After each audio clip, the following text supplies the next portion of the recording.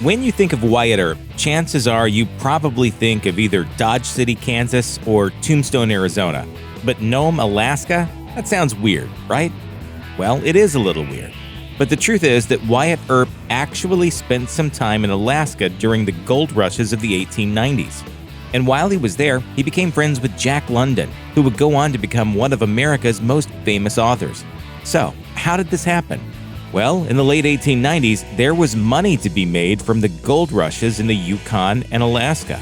And Wyatt, like many people in the Old West, was willing to chase it. Though he's most famous as a lawman, the truth is that he spent most of his life as a bartender and gambler. So when the Nome Gold Rush began in 1899, Earp and his common-law wife, Josephine Sadie Marcus, made the trip north from California to Alaska. But while thousands of other hopefuls were rushing to Alaska to try and get rich quick off of gold mining, Earp and Marcus were a lot wilier because they knew a much easier way to get that gold rush money. They took it from the miners after all the hard work was already done. Those miners, after all, needed food, shelter, and companionship. And the lucky ones who did strike it rich were looking for places to spend their sudden windfall.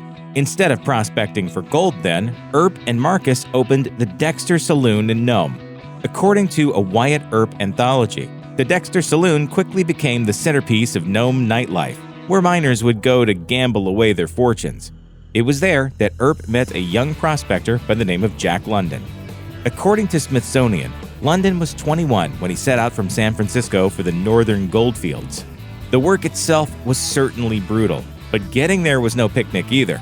It's estimated that 100,000 men set out for the Klondike, but less than a third of them were able to power through alive. Canadian authorities required each man to bring a year's worth of food with him, about 1,000 pounds, in addition to mining equipment, which doubled the weight. London didn't get rich in Alaska, but he eventually got rich writing about Alaska, as his experiences during the gold rush inspired him to write seminal works such as the short story To Build a Fire and his classic novel Call of the Wild, which drew on his experiences in the frozen north. It's good, Buck, but more like this, huh?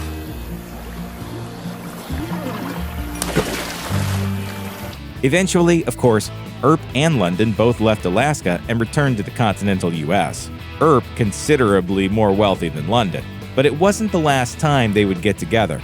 Earp ended up settling in the Los Angeles area and soon became friendly with a number of people in the burgeoning film industry. In 1916, London, who was by then considered one of America's greatest living authors, visited Earp in LA, and the two decided to track down film director Raoul Walsh so they could hear firsthand about his experiences on the border with Pancho Villa during the Mexican Revolution a couple of years earlier. What resulted is one of the strangest Hollywood legends of all. According to True West magazine, after a long talk, London, Earp, and Walsh ended up going out to dinner, where they ran into the highest-paid entertainer in the world, silent film genius Charlie Chaplin. Chaplin was reportedly awestruck by meeting Earp and London. He said that he was nearly inspired to head to Alaska to search for gold after reading London's works. And he also recognized Earp, saying, "You're the bloke from Arizona, aren't you? Tame the baddies, huh?" The meeting, which possibly inspired Chaplin to make his classic 1925 film The Gold Rush, has to be one of the weirdest stories ever told. Sadly, London never really had a chance to tell it, as he died later that year at just 40 years old.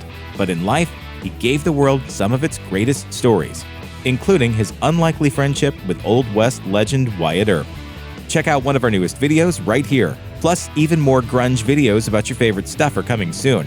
Subscribe to our YouTube channel and hit the bell so you don't miss a single one.